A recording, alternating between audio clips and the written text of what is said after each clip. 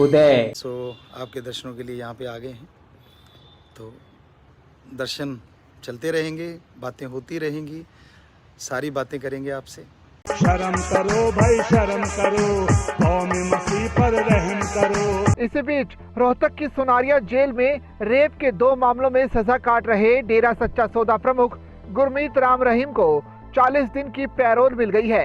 ये कदम आदमपुर विधानसभा उपचुनाव से ठीक पहले उठाया गया है। आदमपुर में 3 नवंबर को उपचुनाव के लिए वोटिंग होनी है। प्यारी साथ संगत, हम फिर से आपके दर्शनों के लिए यूपी आश्रम में पहुंच चुके हैं और आप सबको बहुत बहुत आशीर्वाद, मालिक सबको खुशियां दे, दया में रहमत से नवाजे। और आपने पहले की तरह जैसे आपको बोला था कि आप मानते रहना अपने अपने घरों में, जैसे भी आपको बताएंगे जिम्मेवार लोग, उसके अकॉर्डिंग करना है, मन मर्जी नहीं करनी, भगदड़ नहीं करनी। ये आप ज़रूर मानिएगा हमारी बात। हमेशा मानते हैं, हमें गर्व है आप लोगों पे, हमारे बच्चों पे बहुत गर्व है। परमपिता परमात्मा और बहुत ज़्यादा खुशियाँ दे आपको। आपके दर्शनों के लिए यहाँ पे आ गए हैं, तो दर्शन चलते रहेंगे, बातें होती रहेंगी, सारी बातें करेंगे आपसे, लेकिन आपने माननी है बात। हमें पता है, कहने की ज़रूरत नहीं इतनी बार कि जिम्मेवार आपको जैसे कहेंगे उसके अकॉर्डिंग आप लोगों ने चलना है, उसके अकॉर्डिंग बात करनी है। तो अभी बस थोड़ी देर पहले ही पहुँचे हम यहाँ पे। मालिक आपको बहुत खुशियाँ दे।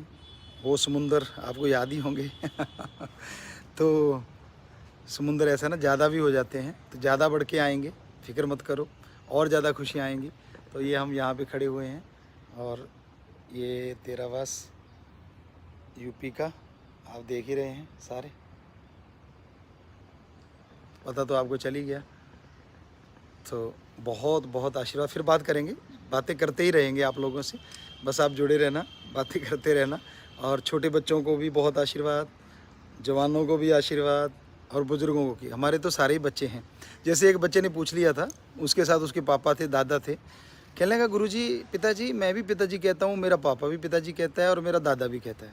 तो हमने कहा बेटा, कहता ये चक्कर क्या है? हमने कहा बेटा, जो तेरी समझ में नहीं आएगा पर बता देते हैं, संत जो होते हैं उनके लिए भगवान की औलाद अपनी औलाद होती है। तो इसलिए पिताजी कहते हैं सारे, क्योंकि हमारे सारे बच्चे हैं जो भगवान की औलाद हैं, वो हमारी औलाद हैं। तो सारों को आशीर्वाद, सारी भगवान की औलाद को आशीर्वाद, भगवान सबको खुशियाँ दे, अंदर बाहर से माला माल करे। बहुत आशीर्वाद, आशीर्वाद, आशीर्वाद। शर्म करो भाई शर्म करो, कौम मसीह पर रहम करो। इसी बीच रोहतक की सोनारिया जेल में रेप के 2 मामलों में सजा काट रहे डेरा सच्चा सौदा प्रमुख गुरमीत राम रहीम को 40 दिन की पैरोल मिल गई है। ये कदम आदमपुर विधानसभा उपचुनाव से ठीक पहले उठाया गया है। आदमपुर में 3 नवंबर को उपचुनाव के लिए वोटिंग होनी है। मैं निर्मलेंदु, आज उदय से।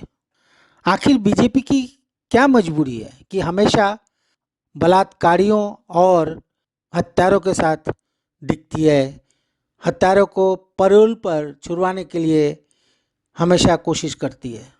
अभी इलेक्शन के समय ही उन्हें पैरोल पर क्यों छोड़ा गया? कौन है वो? चलिए जानते हैं। क्या आप इन्हें पहचानते हैं? ये वही हैं जिसे बलात्कार और हत्या के लिए दोषी पाए जाने पर 20 साल की सजा सुनाई गई थी।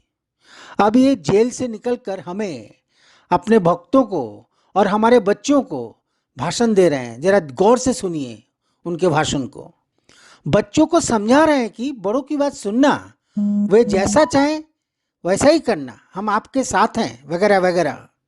हैरानी की बात तो यही है कि आज भी वे अपने आप को संत मानते हैं, आज भी वे अपने आप को ईश्वर का परम भक्त मानते हैं।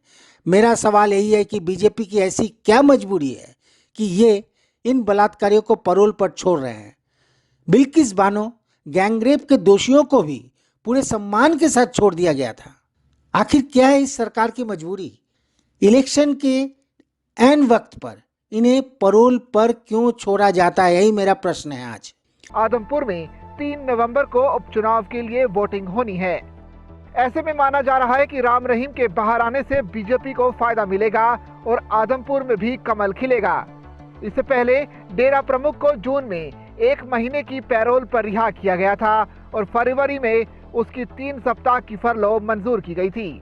क्या आप जानते हैं कि राम रहीम पर हत्या का आरोप भी सिद्ध हो गया था? 21 नवंबर 2002 की बात है।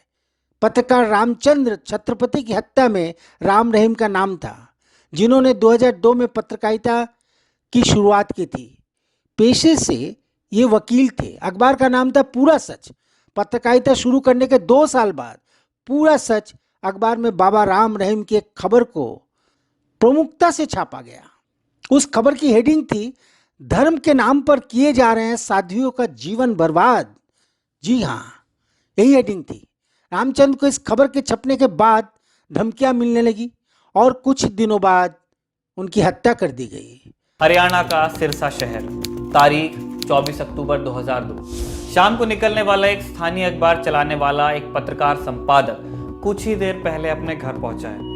उसे बाहर से एक आवाज लगाई जाती है और वो बाहर आता है। जैसे ही वो अपनी दहलीज लांघता है, उसे पॉइंट ब्लैंक रेंज पर गोलियों से भून दिया जाता है। साध्वियों से रेप वो पहला मामला नहीं था जब रामचंद्र छत्रपति ने डेरा सच्चा सौदा के खिलाफ कोई रिपोर्ट अपने अखबार में छापी थी।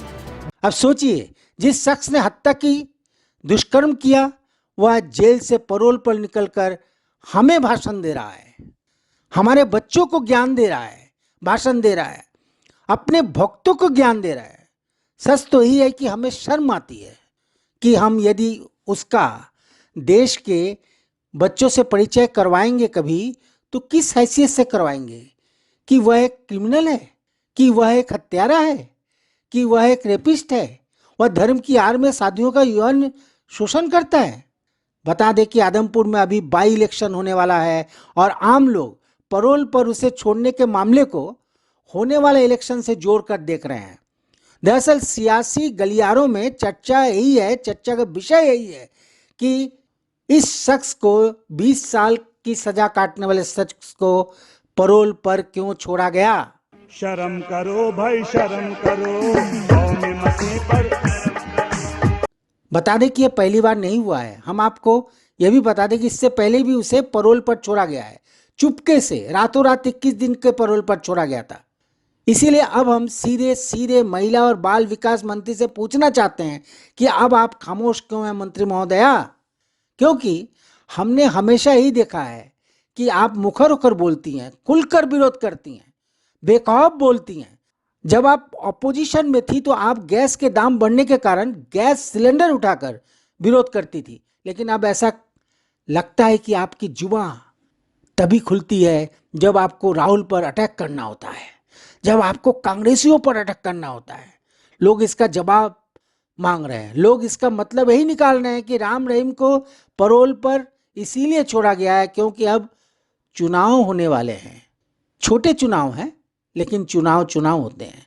इससे ज़्यादा महिलाओं का अपमान और क्या हो सकता है मैडम जी, कि एक बलात्कारी को पैरोल पर बार बार शर्म करो भाई शर्म करो, शर्म करो भाई शर्म करो। राम रहीम को पैरोल पर छोड़कर सियासी रोटी सेक रही है बीजेपी, यही मेरा मानना है। सवाल यह है कि ठीक इलेक्शन से पहले ही क्यों छोड़ा गया? लोग इस पर उंगली उठा रहे हैं। हालांकि राम रहीम को 1 साल में 90 दिन की छुट्टी मिल सकती है और अब तक वो 50 दिनों की पैरोल ले चुका है, लेकिन सवाल यहाँ पर यही है कि राम रहीम को हरियाणा सरकार ने ठीक आदमपुर उपचुनाव और पंचायती चुनाव से पहले पैरोल पर क्यों छोड़ा? शायद इसीलिए छोड़ा क्योंकि उनके भक्तों का वोट मिल जाएगा। हम आपको बता दें कि राम रहीम न केवल बाहर आ गया बल्कि वह अपने लोगों को अपने आने का संदेश भी दे रहा है कि लो जी मैं आ गया हूँ। मोदी जी, लोग पूछ रहे हैं कि बीजेपी हमेशा बलात्कारी को ही साथ लेकर क्यों चलती है। अब जरा हाथरस का वो मंजर याद करें। मासूम को बैला फुसलाकर दुष्कर्म की घटना को अंजाम दिया गया था। हाथरस में रातों रात उस बच्ची के साथ न केवल दुष्कर्म हुआ था बल्कि रातों रात सबूत मिटाने के लिए उसका शव भी जला दिया गया था।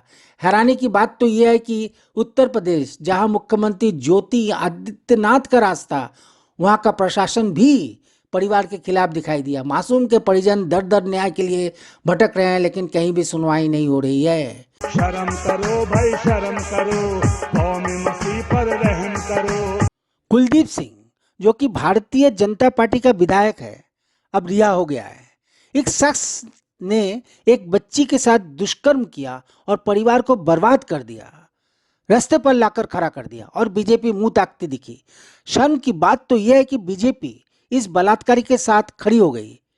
यहां भी मेरा सवाल यही है कि कुलदीप सिंह को क्यों नहीं हटा पा रही है बीजेपी सरकार। बीजेपी की चाल और चरित्र देखकर सोचने पर मजबूर हो जाते हैं कि हमने इस पार्टी को वोट क्यों दिया। यह भी सोचने पर मजबूर हो जाते हैं कि हम किस देश में रहते हैं जहां न्याय व्यवस्था ठप है। क्योंकि सवाल मेरा वही है कि बीजेपी हमेशा बलात्कारियों के साथ ही खड़ी क्यों दिखती है। शर्म करो भाई शर्म करो। चलिए एक और स्वामी से मिलवाते हैं। नाम है इनका स्वामी चिन्मयानंद। इनके भी कई वीडियो देश की जनता के सामने आए। आश्चर्य की बात तो यह कि मासूम बालिकाओं के साथ भी उनके वीडियोस दिखाई दिए, लेकिन बीजेपी खामोश होकर तमाशा देखती रही, चुपचाप सब कुछ देखती रही, कहा कुछ भी नहीं। शर्म करो भाई शर्म करो, कौमी मसीह पर रहम करो। जम्मू के कठुआ में एक 8 साल के मासूम के साथ दुष्कर्म करने के बाद उसकी हत्या भी कर दी जाती है और भाजपा के 2 मंत्री बलात्कारियों के साथ हो लेते हैं।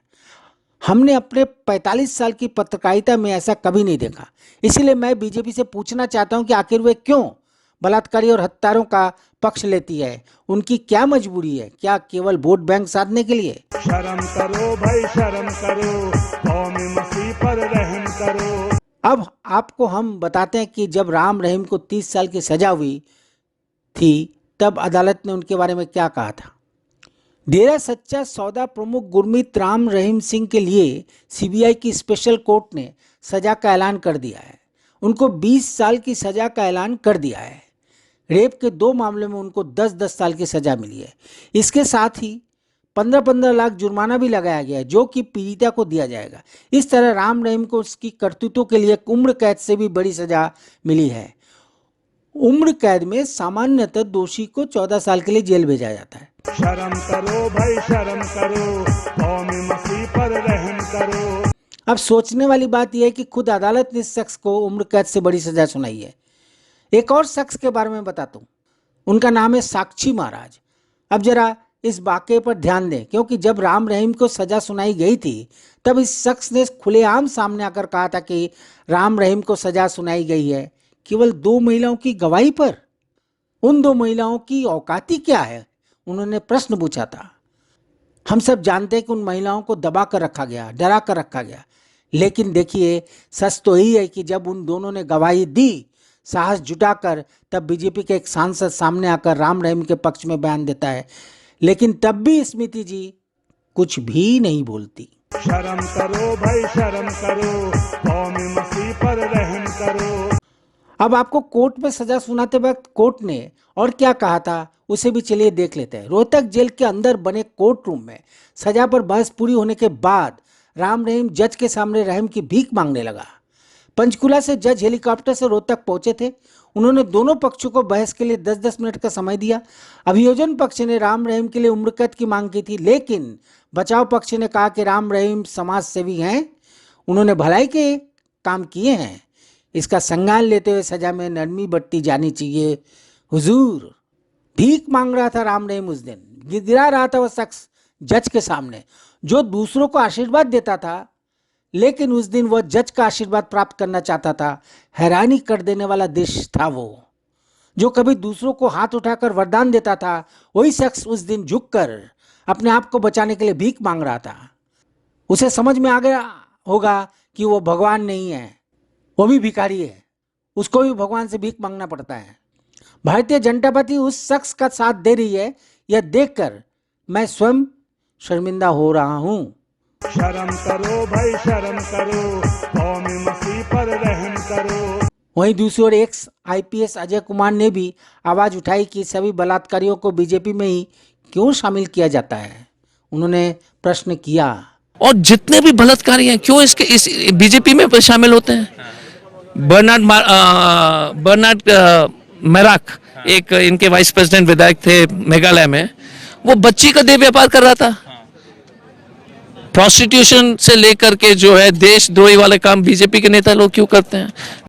अब मैं ये जानना चाहता हूँ, आप सबसे जानना चाहता हूँ कि समाज के हर्ता कर्ता विधाताओं से कि यह समाज जो महिला सशक्तिकरण की बात करता है, यह समाज जो बेटी बचाओ बेटी पढ़ाओ की बात करता है, यह समाज जो दुर्गा पूजा के दौरान लड़कियों को भोज पर बुलाता है, उन्हें सम्मानित करता है, उनका आदर सत्कार करता है, यह समाज महिला सशक्तिकरण से जुड़े सामाजिक, आर्थिक, राजनीतिक और कानूनी मुद्दों पर संवेदनशील और सरोकार व्यक्त करता है, उस समाज में ऐसी घटनाएं भी घटती हैं कि देख और सुनकर लगता है कि हम किस देश में रह रहे हैं।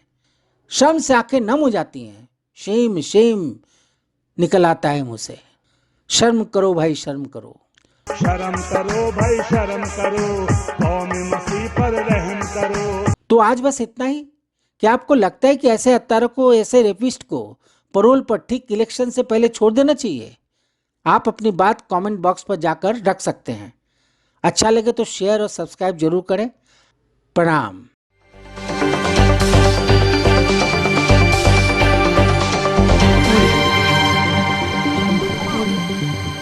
आज उदय